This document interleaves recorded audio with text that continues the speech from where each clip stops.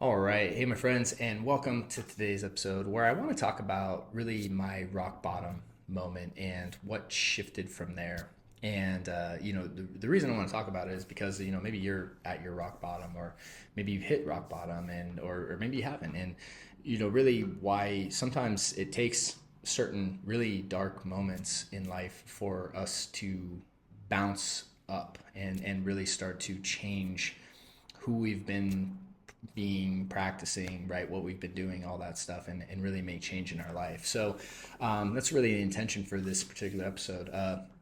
Before we dive in, um, if you are struggling with your mental health and OCD and anxiety loop and you are looking for help in taking your life back, I have some links right down in the notes, or you can head over to restoredminds.com and we have some great resources for you. And we are here to help you. And I think that's the thing is like you really don't need to go at this alone. You can get better, and it's just about learning and mastering the skills to do so. Also, if you benefit from this show, please help us out real quick by liking and subscribing and leaving a review. It really does help the algorithm and it helps grow the channel and get this to more people. So, thank you in advance if you choose to do that. Uh, yeah, with that, let's dive in. So, I was thinking about it today, and I was like, where was my rock bottom? Like what made me change, going from where I was to where I am now. And it's quite a jump and quite a journey, right? When I was really at my worst dealing with my mental health, when it comes to the OCD, anxiety, panic attacks, sleep anxiety, insomnia, right? Just really just in a mess. I was probably at my worst. I was about, let's say, 20 years old, maybe 19, and I was just lost. Like my whole day revolved around this. And my rock bottom, I think there was probably a couple different points, but my rock bottom for me was just, I think I had done this so long, right? Like it felt like a long time anyway. Like I had been stuck in this loop and stuck in this loop and stuck in this loop, and I was doing everything I could to try to help myself. At least that's what I thought I was doing. I was actually doing all the wrong things, but it like that, and that's the problem with OCD and anxiety, right? Is what we instinctively feel like to do is the thing to help ourselves is actually the very thing that keeps us stuck and makes us worse, and that's part of the trap. But I had battled, what seemed like for just, years at that point. And it felt like a battle, right?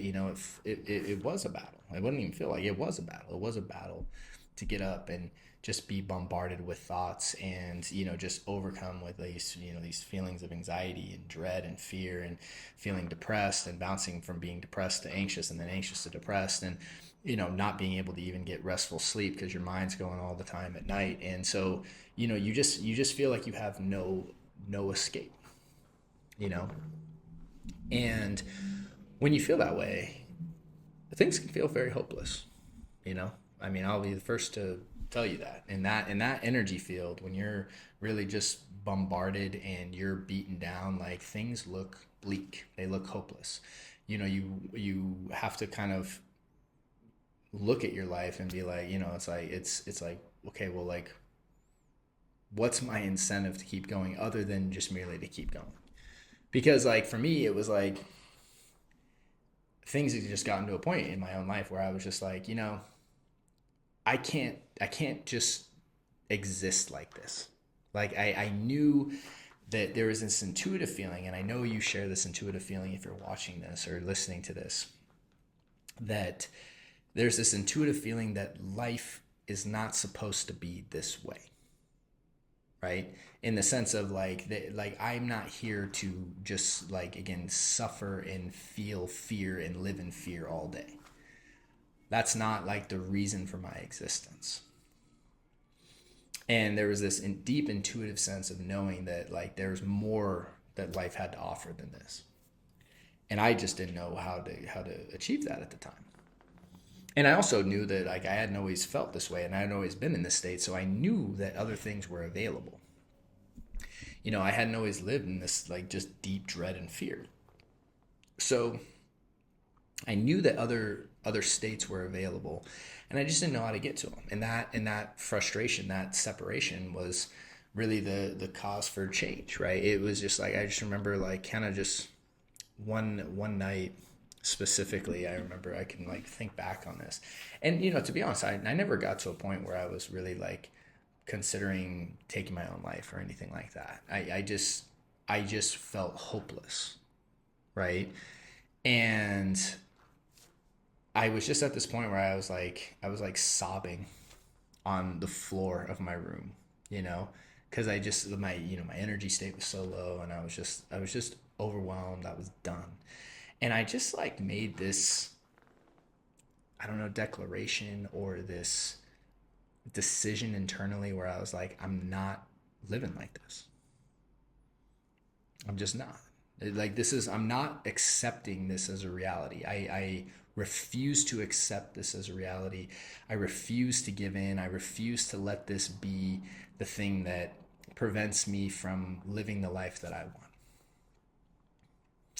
And at the same time, like, I believe in a loving creator. I believe that there are forces and powers beyond me that will help me.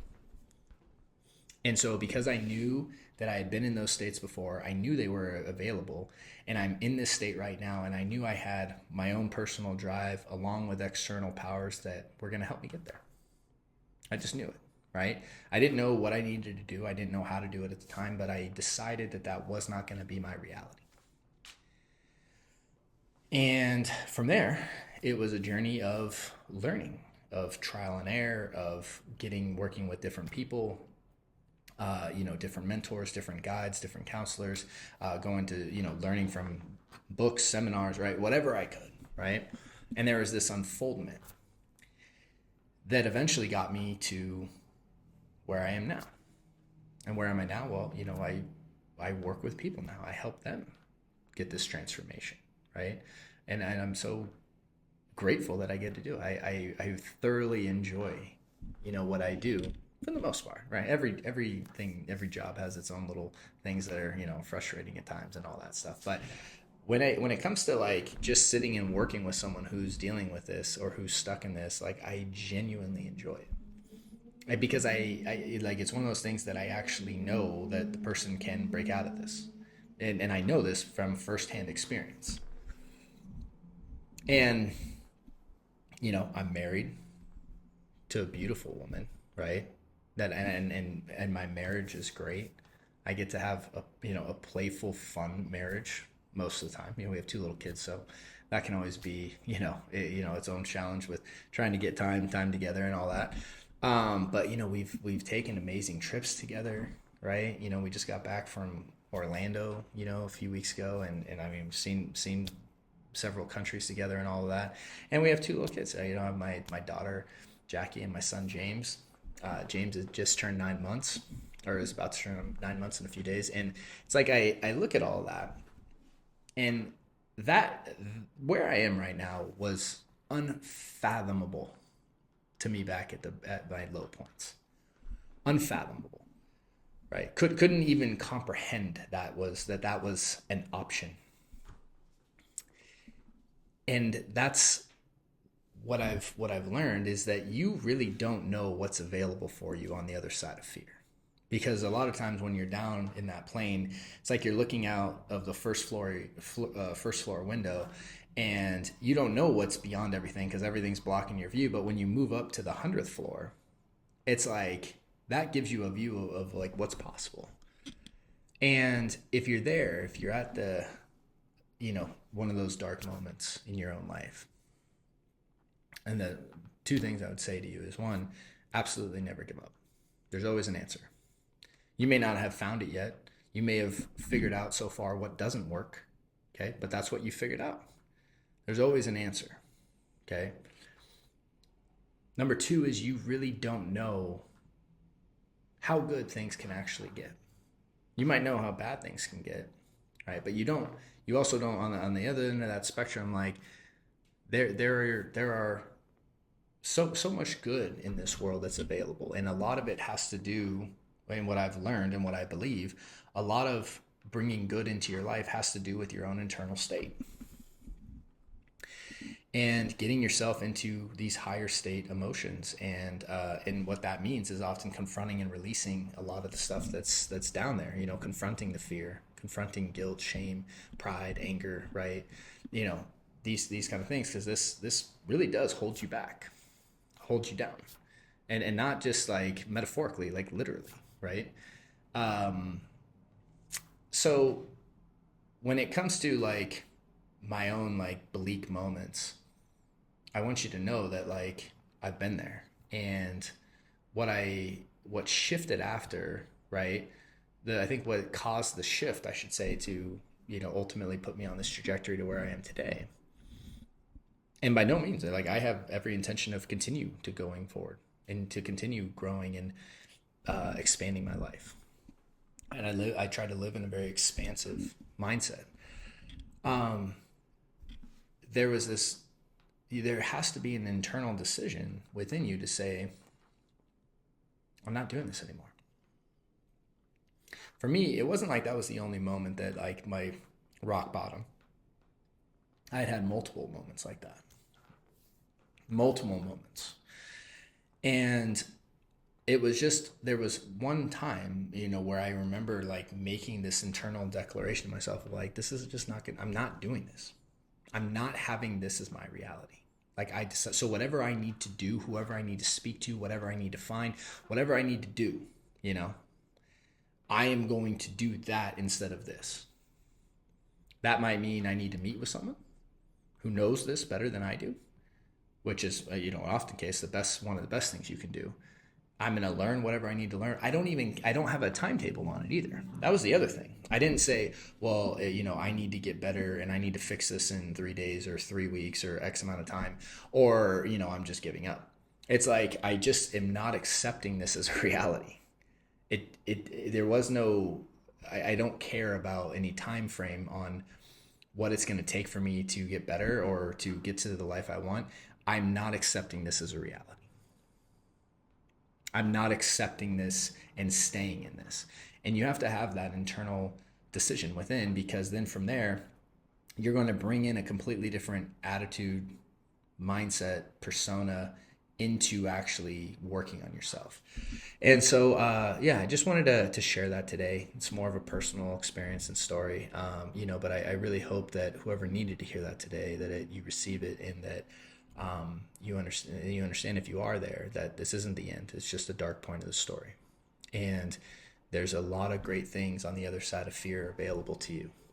And you have to make the decision to navigate that fear and go and pursue them wholeheartedly. So with that, wish you all a great day. Look forward to seeing you soon. And see you on the next episode. Hey there, thanks so much for watching that episode. If you found it helpful, we have some links to some other episodes that we think you might like as well. And if you're looking for help on your journey to recovery from fear, stress, and anxiety, either check out the links in the notes or head over to restoredminds.com.